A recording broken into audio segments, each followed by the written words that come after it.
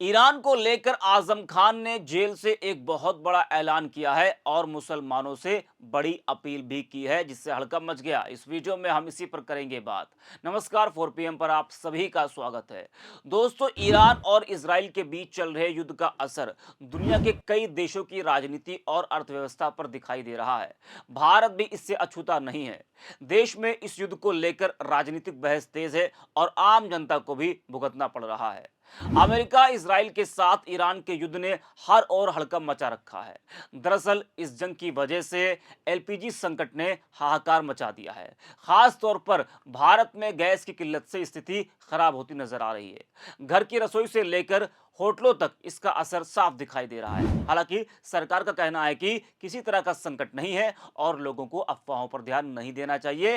ये विपक्ष की चाल है। इसके बावजूद आम जनता के बीच चिंता और असंतोष साफ देखा जा रहा है। दूसरी ओर इस युद्ध का असर भारत की राजनीति पर भी साफ दिखाई दे रहा है। विपक्षी दलों ने इस मुद्दे को लेकर सरकार पर कई सवाल उठाए हैं। उनका कहना है कि अंतर्राष्ट्रीय हालात का असर देश की अर्थव्यवस्था और आम लोगों पर पड़ रहा है, इसलिए सरकार को स्थिति स्पष्ट करनी चाहिए। इस बीच भारत में कई जगहों पर ईरान के समर्थन में और अमेरिका इजराइल के खिलाफ जमकर प्रदर्शन देखने को मिला। शिया और सुन्नी मुसलमानों ने ईरान पर हुए हमलों का जमकर विरोध किया।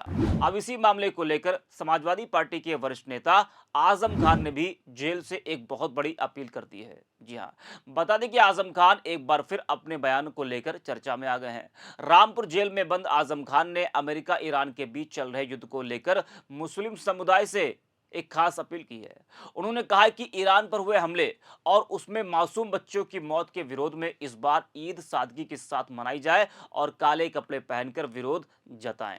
जी हाँ, तो आजम खान का कहना है कि जिस तरीके से ईरान में अमेरिका इजराइल ने कई हमले किए, उन हमलों में मासूम बच्चों की मौत हुई, काफी नुकसान हुआ, उसको लेकर आजम खान ने कहा कि इस बार ईद सादगी से मनाएं और काले कपड़े पहनकर विरोध जताएं। आज सत्ता की आंखों में आंख डालकर पत्रकारिता करना मुश्किल हो गया है।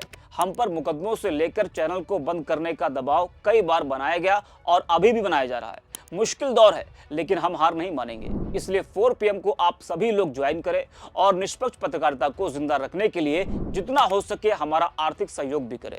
उम्मीद है कि आपके सपोर्ट से ये जंग भी हम जीत पाएंगे।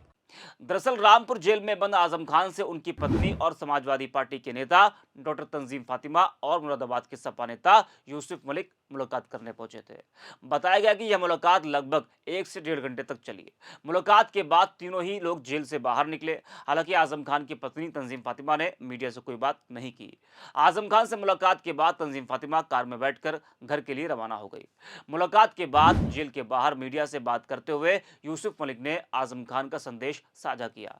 यूसुफ मलिक ने बताया कि आजम खान ने खासकर मुस्लिम समुदाय, विशेष रूप से सुन्नी मुसलमानों से अपील की है कि वो ईरान में हुई घटनाओं पर शोक और विरोध दर्ज कराएं।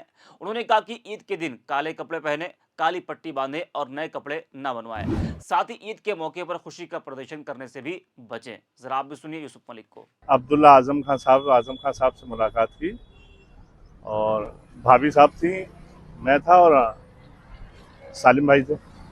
कैसी रही?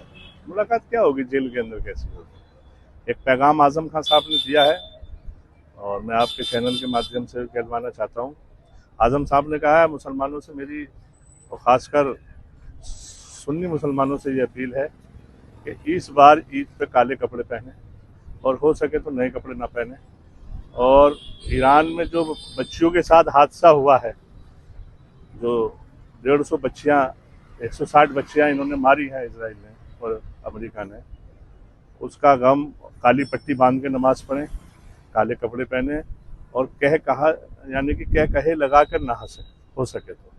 और मुसलमान सुन्नी मुसलमानों का सहयोग करें। वो भी हमारी बच्चियाँ थी, हमारे बेटियाँ थी जो मरी हैं, और उसको जो है ईद के दिन खिराज आजम खान साहब से, अब्दुल्ला आजम खान साहब से। तो सुना आपने, जेल में रहते हुए भी आजम खान को ईरान की फिक्र सता रही है। तभी तो उन्होंने ये बहुत बड़ी अपील मुसलमानों से की है कि आप लोग इस बार ईद सादगी से मनाएं और काले कपड़े पहनकर विरोध जताएं। आजम खान की इस अपील को लेकर प्रशासन भी सतर्क हो गया है। सरकार की कोशिश है कि किसी तरह का बड़ा प्रदर्शन न होने पाए और कानून व्यवस्था बनी रहे। दोस्तों, आजम खान की यह अपील उस बीच आई है जब संभल सीओ कुलदीप कुमार ने पीस कमेटी की बैठक में मुसलमानों को धमकी भरे लहजे में कई बड़ी बातें सुनाई। जी हाँ, सीओ साहब ने पीस कमेटी की बैठक में मुसलमानों से कहा कि आप लोगों को अगर ईरान से इतनी ही मोहब्बत है तो आप लोग जो है ईरान चले जाइए, है ना? अगर किसी ने प्रदर्शन किया तो उस पर सख्त कार्रवाई की जाएगी। किसी ने सड़क पर नमाज पढ़ी तो उसको जेल में डाल दिया जाएगा। जी हाँ, तो जहां सीओ साहब ने प्रदर्शन को लेकर मुसलमानों को बड़ा चैलेंज दिया, बड़ी चुनौती दी कि जो है कार्रवाई करेंगे, ये करेंगे, वो करेंगे। उस बीच आजम खान ने मुसलमानों से बड़ी अपील की है कि आप लोग काली पट्टी बांधकर, काले कपड़े पहनकर इसका विरोध जताएं। आपको बता दें कि आजम खान फिलहाल रामपुर जेल में बंद है। इसके बावजूद वह समय समय पर राजनीतिक और अंतर्राष्ट्रीय मुद्दों पर अपने विचार सामने रखते रहते हैं। जेल में रहते हुए भी आजम खान के बयान अक्सर सुर्खियों में आते हैं। इस बार भी उनके संदेश ने राजनीतिक और सामाजिक हलकों में चर्चा को जन्म दिया है। कुल मिलाकर ईरान इजराइल युद्ध का असर केवल विदेश नीति तक सीमित नहीं रहा है। इसका प्रभाव भारत की राजनीति, समाज और आम लोगों की चिंताओं में भी साफ दिखाई दे रहा है। आने वाले समय में यह देखना महत्वपूर्ण होगा कि यह मुद्दा देश की राजनीति और जनभावनाओं को किस दिशा में ले जाता है। इस वीडियो में इतना। Victor 4 PM।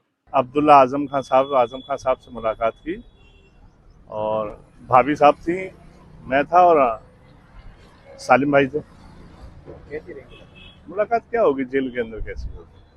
एक पैगाम आजम खान साहब ने दिया है और मैं आपके चैनल के माध्यम से कहलवाना चाहता हूँ। आजम साहब ने कहा है मुसलमानों से मेरी और ख़ासकर सुन्नी मुसलमानों से ये अपील है कि इस बार ईद पे काले कपड़े पहने और हो सके तो नए कपड़े ना पहने। और ईरान में जो बच्चियों के साथ हादसा हुआ है, जो 150 बच्चियाँ 160 बच्चियाँ इन्होंने मारी हैं इसराइल ने और अमेरिका ने, उसका गम, काली पट्टी बांध के नमाज पढ़ें, काले कपड़े पहने और यानी कि कहे लगा कर ना हंसे हो सके तो। और मुसलमान सुन्नी मुसलमानों का सहयोग करें। वो भी हमारी बच्चियां थी, हमारे बेटियां थी जो मरी हैं, और उसको जो है ईद के दिन खिराज अकीदत पेश करें। किससे मुलाकात हुई? आजम खान साहब से, अब्दुल्ला आजम खान साहब।